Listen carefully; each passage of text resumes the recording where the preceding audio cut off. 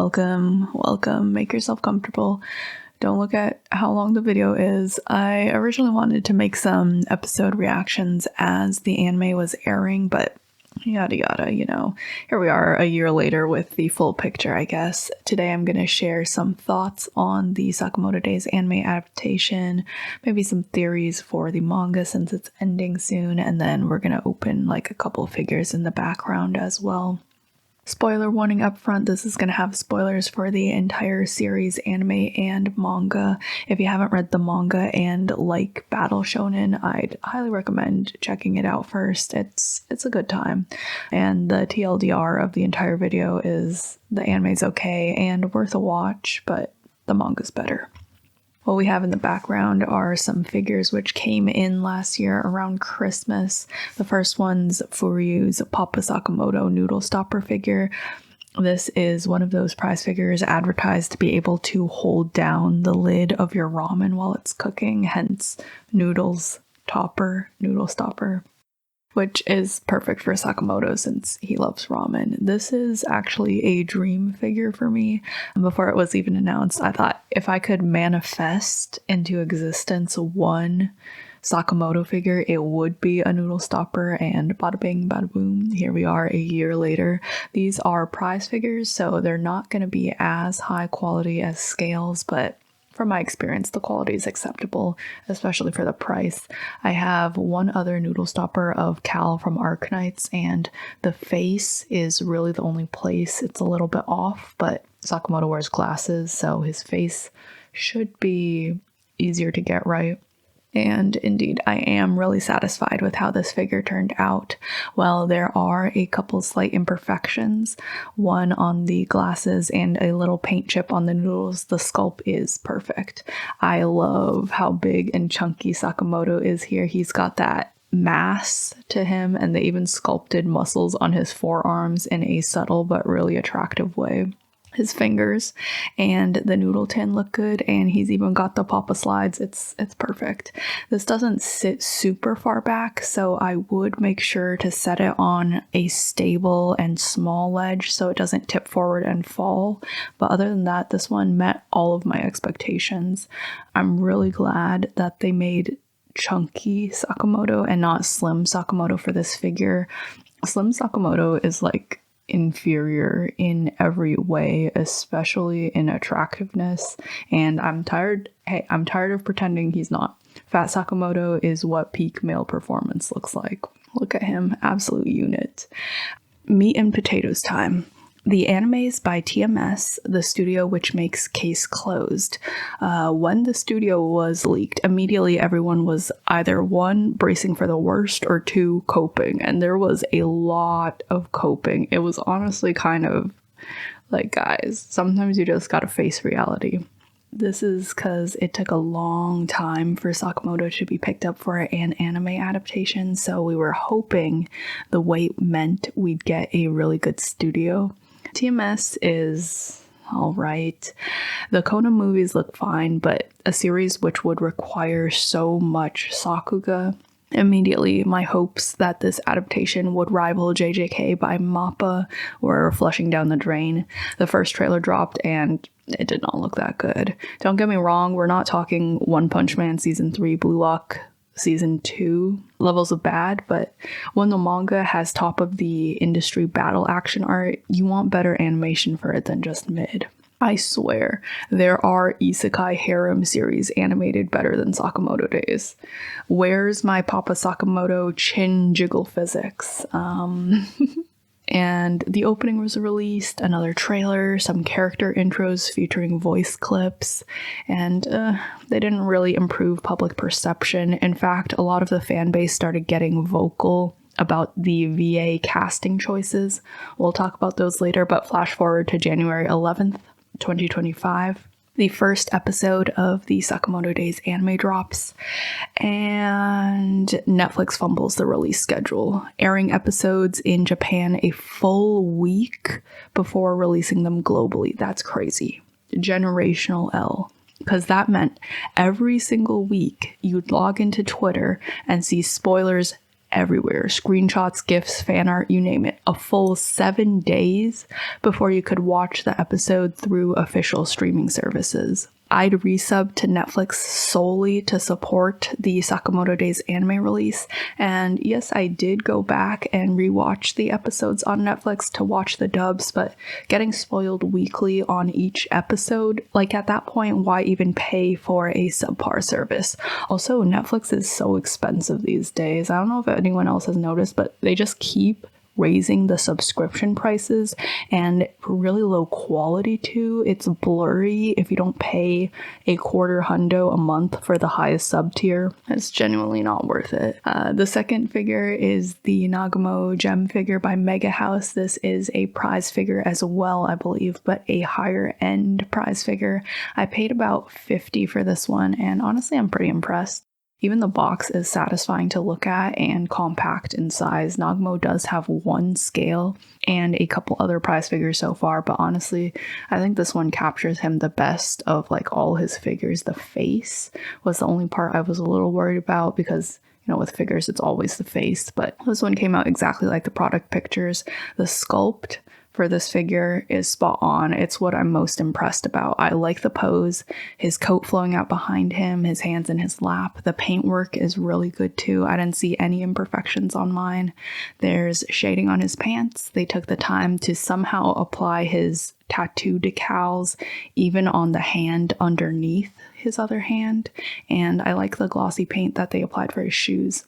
Even his fingernails are painted. You probably can't tell on the video, but they're like a very subtle peachy color that's different from his skin tone, which, again, just really impressed with that. This did come with a base, which I'm not going to use, but it's red and it's a signature color in present day. I have this whole color theory thing I'm not going to talk about in this video, but the TLDR is that red was a cow's color, and that's why it's Nagumo's color now. Anyways, the sculptors captured all his charm points in this figure like perfectly. His face, his fingers, the Nagumo girlies love his fingers, his legs, even his collarbones, which I usually don't see that emphasized, but yeah, it makes sense because he always has his shirt unbuttoned and he looks really good here. Nagumo fans, if you're looking for a figure of him, this is the one if you can find it for a good price. I feel like eventually they will make more scales of him. For now, I think this captures him really well. They also did release a Sakamoto with this Nagumo in the same line, but they did like Slim Sakamoto, who always looks a little scuffed, but he looks extra scuffed in this sculpt for some reason. Also, it don't make no sense because this is current day Nagumo since he has his neck tattoo. So why are they making flashback Sakamoto from 10 years ago and not current Sakamoto to match current Nagumo? The two figures I unboxed aren't from the same company, so they're not perfectly in scale with one another. Nagumo should, in theory, be bigger than Sakamoto because he's canonically taller, but honestly, the scale doesn't look that far off, and they look believable next to each other. The Sakamoto Noodlestopper was around $25, I forgot to mention. There's also a Shin Noodlestopper, which looks pretty decent, but I do believe eventually he'll get an even better figure, so I'm in no rush there. Just waiting on an Akao, honestly, figure announcement to complete my trio set. For Akao, I would be willing to spend more. My dream figure of her would be one of her on a motorcycle. Ideally in the Sakamoto puzzle outfit, but yeah, I'd accept anything, even a lookup figure. She has a little more merch now, but nowhere near the amount the others have since she just showed up at the end of Cour 2 a little bit. Honestly, it's probably a good thing my preferred ladies never get much merch because I'm cutting myself off at one figure each of Sakamoto and Nagumo, most likely. But Akao, depending on what they release, I would not be opposed to making a shrine of her. The first season of the Sakamoto Days anime consisted of 2 cours of 11 episodes each, totaling to 22 episodes. The cours both aired in 2025, a few months apart, which was solid enough of a decision. I liked having a chunk of episodes, a break, and then another chunk, since it really did feel At least, like, the studio factored in fan reception into the second core, which was significantly better than the first. Alright, Sakamoto Days Core 1. Opening was Run Sakamoto by Vondi. This artist choice was a bit of a surprise for some people who expected Wirtz to do the opening, since that artist had collabed with the series before, doing a promo song called Border for the manga before the anime was even announced. Personally, I really hoped for more of a hip-hop sound for both the opening and series soundtrack, since Sakamoto Days has heavy streetwear influence in the fashion, but they just went with the typical J-pop stuff, which is fine enough. Run Sakamoto is solid in both lyrics and music. The animation for the opening, however, is pretty weak. Not the strongest showing. The little clip of Slur getting slashed and it splits into red and blue is the only real clip with a spark of creative vision.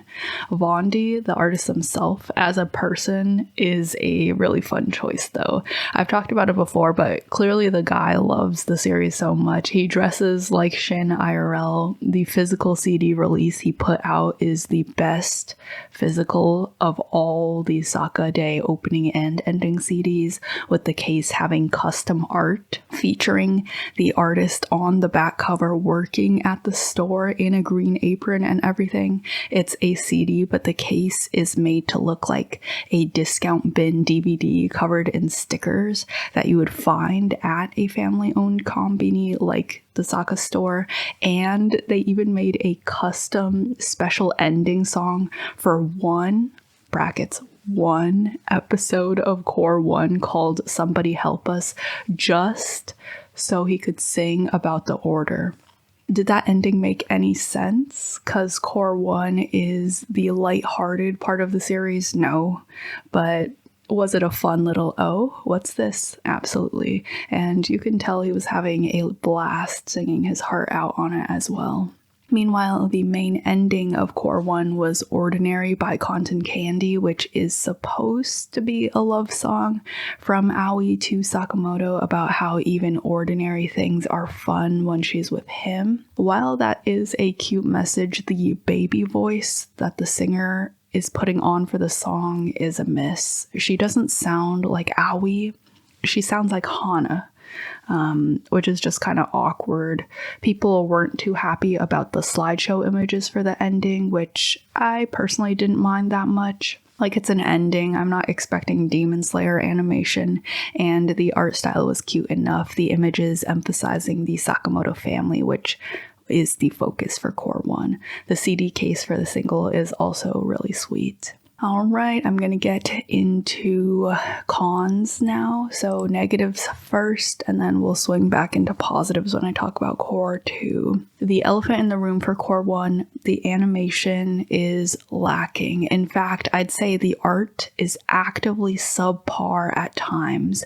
TMS did a weird thing for the shading, where it looks like they committed the #1 amateur artist sin of using black airbrush at low opacity to shade. The fuzzy border on the shading gives everything a cheap look, which isn't helped by the fact that they didn't even do the bare minimum of tracing the manga art, which has lots of interesting angles and perspectives during fight scenes. So they just kind of did their best to draw their own perspectives, which looked very flat. The result was a lot of the most iconic moments of the core, like Heisuke swinging his barrel around. The Ferris wheel scene didn't have the impact they had as still images in the manga. That's rough. But that actually wasn't my biggest issue of the core. Is it a downright travesty that the anime looks mid to bad? Yes. Honestly, that was really depressing to see. How did TMS leech so much aura out of a series that's essentially nonstop hype moments? But I could have spared it a little more grace if it felt like there was love put into the production. There was money, yes, I could tell by the VA castings that they had funds to play with, but was there love? not enough, I dare say, which is a subjective judgment, but I'm going to start getting into adaptation choices and changes now, and you'll kind of see by the end what I mean when I say it feels like the director only read the bare minimum number of chapters of the source material that he needed to cash a check. Starting with the pacing and content cutting, the Sakamoto Days manga is at 25 volumes, 240 plus chapters as of recording. That's a lot of content. Obviously, there are some things that had to be cut and streamlined to condense the manga into a smooth anime. Here's the manga to anime adaptation tracker I made casually while watching the season, just to give you a rough idea of how things were adapted. They did 3 to 4 chapters average per episode.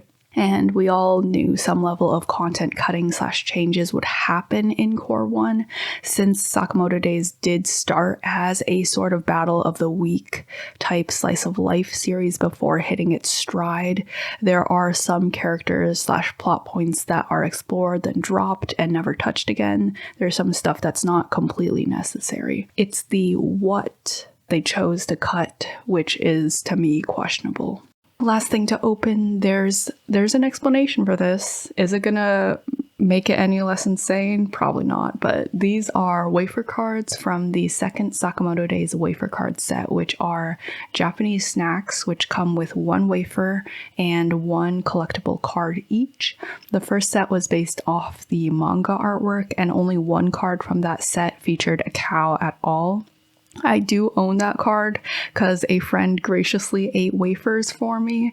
This new set is based on the anime art, and there also happens to be 1 single card which features a cow in it. Unfortunately, this time she's the secret rare card, which means she's the hardest one to get. But on the flip side of that, it does also mean she has an entire card to herself now, so definitely going to try to pull for her. I got an entire box which contains 20 wafers. I did eat 10 of them throughout the previous weeks because I didn't want to eat 20 wafers in one day and give myself a stomach ache, since the wafers aren't individually sealed. So if you open the package, they're going to start getting soggy. But no cow yet, so maybe today's the day. I'll put the card list on screen so you can see what I have already pulled. There are 29 cards in the set, and I don't think we'll get dupes because I bought a sealed box. Again, just aiming for that one cow card out of the 29. But back to the anime review. Chapter 1 is essentially adapted panel for panel into episode 1, but then the anime cuts the majority of chapter 2 and the entirety of chapter 3. Chapter 3 is understandable, though some fans did mourn the loss of Officer Jenny's pencil skirt, since that character never shows up again, though it was still a cool fight that we missed. Chapter 2, though, the bus hijacking scene where Sakamoto saves Aoi. That's a pretty important scene for the story. It shows the implicit trust that Aoi has in her husband and the strength of their connection. By itself, that omission is already kind of a shame, but then the anime proceeds to also cut chapter 16 and chapter 33. Chapter 16 being the department store fight where Sakamoto braves a throng of angry grandmas to get a backpack for his daughter in a really sweet and also funny mall battle. And chapter 33, this one pisses me off, being the date scene where the family helps Sakamoto have a smooth, quotation marks, anniversary date with his wife. Out of all the cut chapters, chapter 33 is by far the most important, content-wise. So if they cut it, they must have had a good reason, right? Well, what did they animate instead? Chapter 32, the bathhouse bonus chapter, because they wanted to put in fan service. Fan service in Sakamoto Days. The fan service in chapter 32 in the manga is the comedy of Shin being weaker than Sakamoto and the mini fight at the end where Sakamoto defeats the bathhouse owner. The fan service in the anime is dubious shots of Shin's naked body. This is because the manga services fans of comedy and battles, while the anime is trying to service fans of the flesh.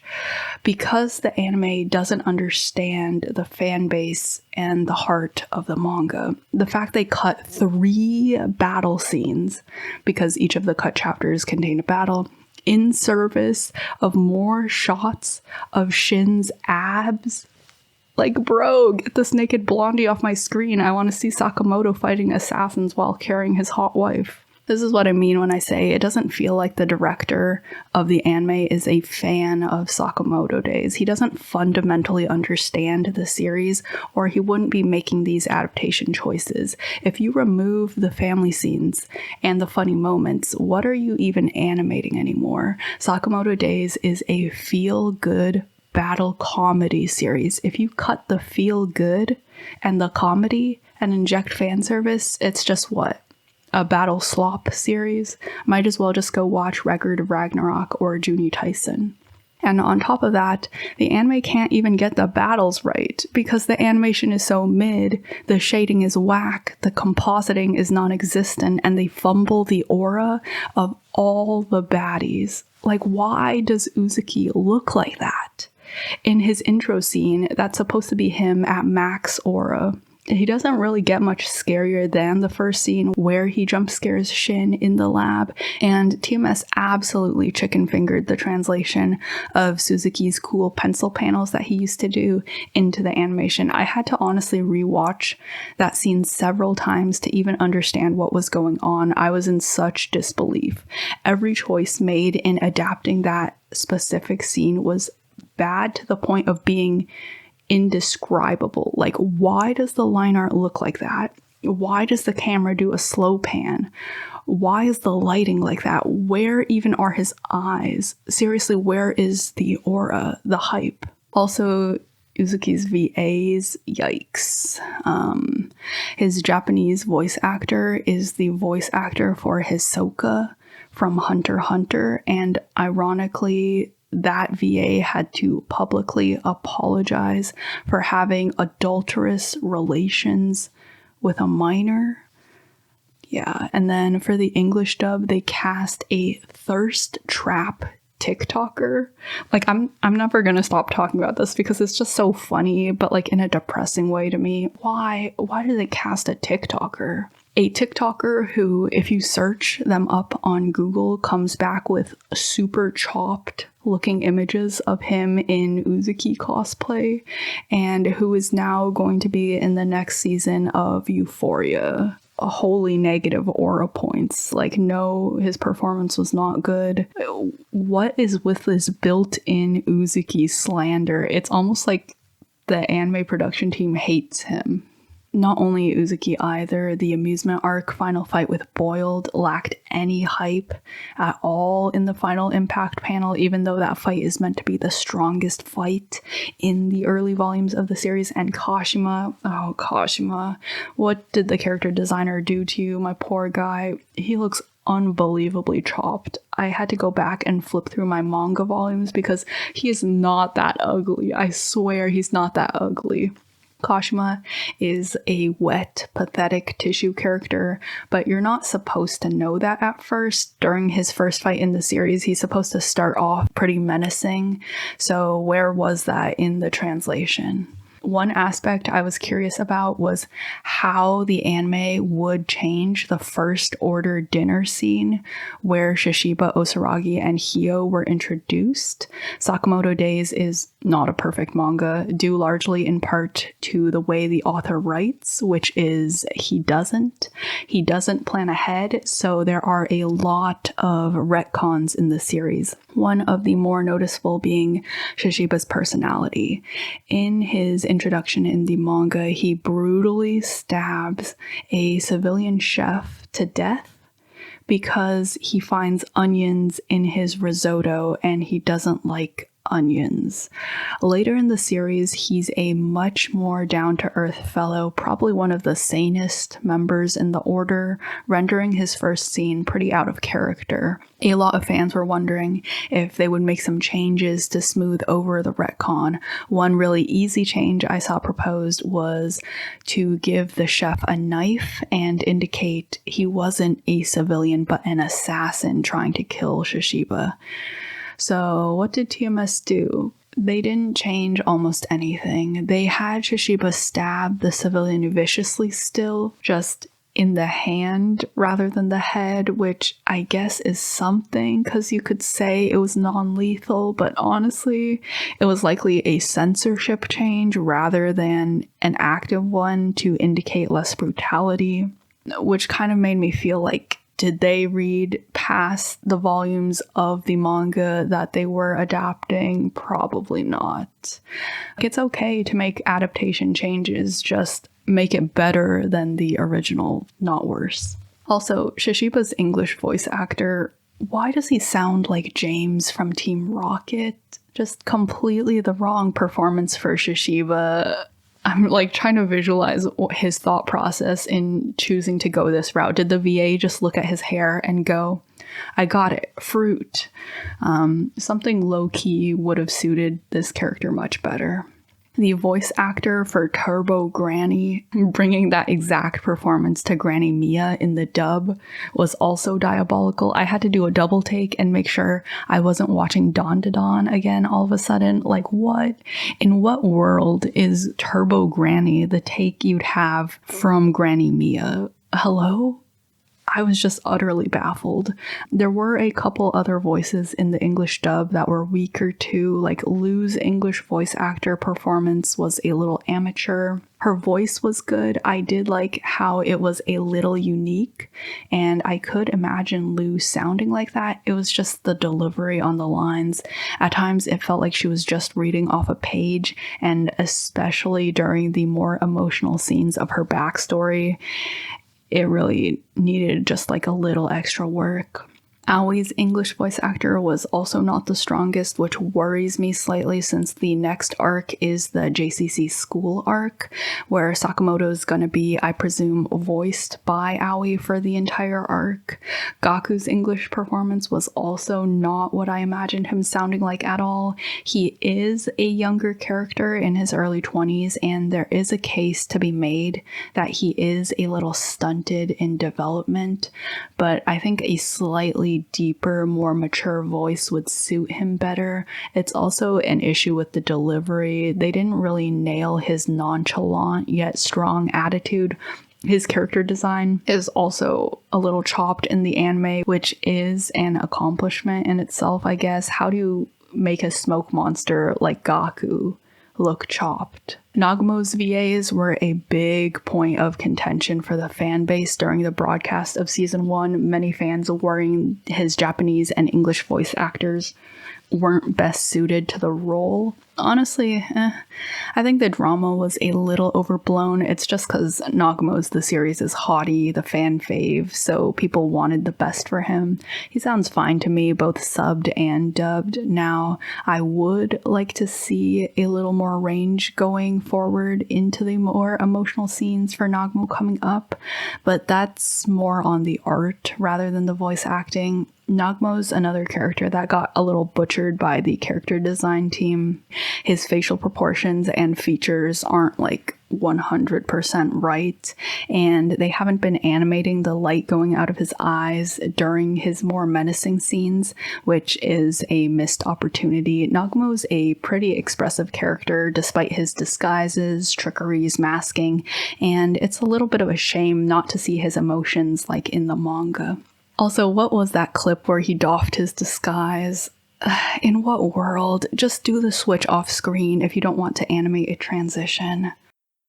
Feeling a little bit like Nagumo pining after his dead wife, but the Akao card costs like less than $5 on the aftermarket. This was mostly just to have fun pulling for her. Of course, I had to get Uzuki and Natsuki, the two characters I did not want SRs of.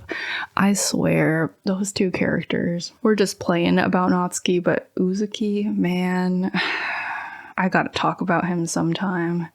I'm probably not going to keep most of these, but if you liked watching us succumb to despair, maybe we can open another box in the future. I mean, Nagumo's been searching for 10 years straight. We can eat another couple wafers. And here's how my Saka Shrine shelf looks right now. I've rearranged a couple things so Sakamoto could sit low to minimize the chance of him falling and breaking. So he's just like on a little stack of the opening and ending CDs. Nagumo's a bit low to my eye level, so I might raise him off the ground a little in the future so I can see his face better, but I do like that he is sitting on the ground while looking up at Sakamoto. It's a very Nagumo thing to do, which is another reason why I like this pose for him. I feel like it conveys his playful side in a subtle way. The shelf's looking miles better with these figures to fill it out, and hopefully as soon as they release an Akao, it can finally feel complete. Okay, back to the anime review. And lastly, Sakamoto's VAs. Won't lie, I definitely felt a little some sort of way after hearing Sakamoto's Japanese voice actor originally just wanted to play Kashima as a small role for fun, but they essentially strong-armed him into playing Sakamoto since he's a big name in the industry. But does he sound good? Yeah. He does. Sakamoto's English VA, on the other hand, is Matt Mercer, and this is just a personal issue, but after having watched over 200 episodes of Critical Role, I can't listen to his voice and think of anything besides Dungeon Master Matt. It was super distracting, and they also threw a weird filter over his voice when Shin was mind reading, which made it sound like they were using crunchy Zoom call audio, which wasn't my favorite artistic decision. Overall, he sounded fine though. Like, it's Matt Mercer, obviously he's gonna sound fine. Okay, we talked about the bad, the now we're going to talk about what I did like about the adaptation. Cour 2 being an improvement from Cour 1 was relieving to see. There were still mediocre moments and episodes, especially during the plane fights, where you could just tell the most minimal effort possible was put into the backgrounds, but the animators did go hard for the final fights of the exam arc, the most important parts.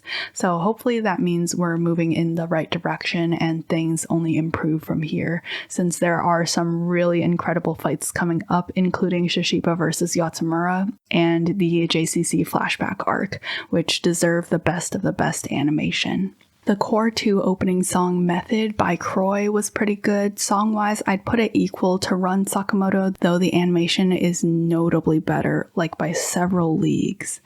But the Cour 2 ending song, Dandelion by Go-Go Vanillas, is by far my favorite song from the entire season. It's meant to be a response to Ordinary, Sakamoto singing back to Aoi, and it's perfect. Not only does the song have such a unique sound, but the lyrics are soul-shattering, speaking about how the life he has with her isn't ordinary to him. It's something he could have only previously wished for, and he vows to treasure it, treasure her. Like, ooh, get yourself a man like Sakamoto. On top of that, the animation for the ending, yeah, this is where it's at. There's creativity in the color palette to the presentation. There is the super jacked up shot of Nagumo looking at a box of cigarettes, his true emotions reflected in the glass behind him. How the ending is a wandering Sakamoto coming home to his family like it's the end of a long journey. I could get emotional talking about it. There's adaptation, and then there's elevation. This ending is an elevation. You can tell whoever made it has read the manga past what's being animated in the core, and they care. I hope to see more like this in season 2. Let's see, what else did I like? Oh, The adaptation giving Pisuke a Pokemon voice was super fun. Love that. Shin's voice actors, both sub and dub, were amazing. Easily the most standout performances of the entire series. They captured his youthful side as well as his determined shonen protagonist sides fantastically. Top-notch stuff. I want to give a special shout out to Shin's English VA, Dallas Liu, though. He's the actor for Zuko in the new Avatar live action series, but I believe this is his first voice acting role, and he sounds amazing as Shin. There's a extra level of youth to his performance that's just so spot on. He sounds like a young adult, but he still has that touch of teenage sass that Shin would absolutely have. It's perfect. Could not dream of a better Shin performance. Great job. Allegra Clark, the voice actor for Maki from JJK, being a cow's voice actor in the dub. Yeah, we really won with that one. A cow's my fave, so I was very nervous about what she'd sound like. While I'm not the biggest fan of her Japanese voice performance, Maki dubbing a cow is peak. In many ways, a cow is Maki-esque, including in bedroom dynamics. Get it right, guys. It's Uzu Rion, not the other way around. And Allegra's performance for her nailed it. I can't wait to hear more of her during the flashback arc. Also, the character designers gave a cow a little boost in the rack from B to C cup. Don't ask me how I know. The best part of Cour 2 was definitely those 2 episodes at the end of the exam arc where the animators locked in, though. Shin against Shania in the cave, and then the final fight where Sakamoto saves the day. So good. They put a little teaser for season 2 up at Jump Festa this year, and the animation does look better in general than in season 1's trailers, so crossing my fingers, hoping for the best. Last pro of the anime, it spawned a truly unprecedented level of merchandise.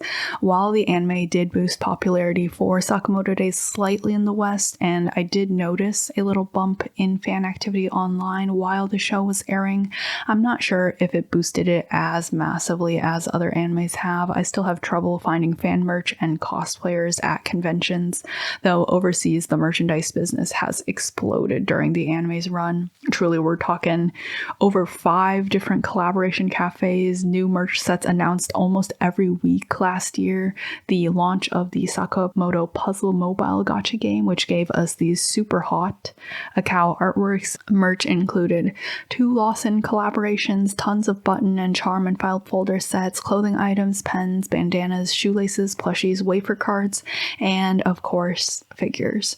These figures we unboxed today wouldn't have been licensed without the anime to sell them. Nagumo's design here is clearly based on his anime character art. The wafer cards feature artwork in the anime style. I was able to buy a set of pre-made Nagumo cosplay for a convention last year because the anime exists. The anime has done a lot of good for the series, and it's an accessible entry point for a lot of people. I was a little nitpicky in this video, but that's because this is my favorite interest at the moment. I can tell you like specifics that a casual fan wouldn't be able to pick out, and naturally I do hold it to a higher standard, but when I got my friend to watch the anime last year, she said she really liked it. She said she had a good time with it. The anime is definitely worth watching if the premise of a retired assassin going on one last battle shonen adventure to protect his peaceful life sounds fun. Absolutely check it out. Season 2 has been announced, and I imagine it'll cover up to the beginning of the museum arc if it's another 2 cores, and that means it's going to animate some of the best content in the entire series. And of course, the manga is in its final stretch at the moment, likely ending this year in 2026. Once it ends, I'll probably make a retrospective looking at the full series with hindsight, and let's just say it's going to be significantly less hinged than this one. In the meantime, do we have any theories? That's tough for Sakamoto Days since I don't even know if the author knows how the finale is going to play out yet. Sakamoto Days isn't a series I theorize for since the author makes things up as he goes, but I guess we can try.